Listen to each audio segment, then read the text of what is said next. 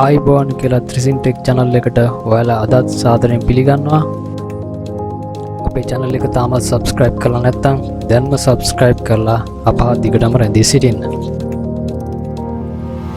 Android phone එකක් mobile trans software එක භාවිතා කරලා restore and backup කරගන්න විදිය තමයි අපි මේ වීඩියෝ එකෙන් කතා කරන්නේ. අපිට තියෙන්නේ mobiletrans.wondershare.com කියන මෙයා පෙන්නන විදිය වෙබ් අඩවියට පිවිසලා අපට අවශ්‍ය operating system එකට අදාළ download file එක download කරලා මේ ආකාරයෙන් install කරලා open කරගන්න එක තමයි.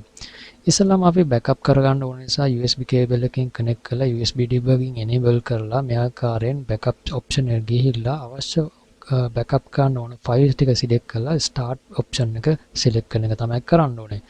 විශේෂයෙන් කියන්න ඕන දෙයක් තමයි මේකට free version එකේ මේ backup කරවුවට restore කරගන්න බෑ. අපිට license version එකක් අනිවාර්යයෙන්ම තියෙන්න ඕනේ restore කරනවා නම්.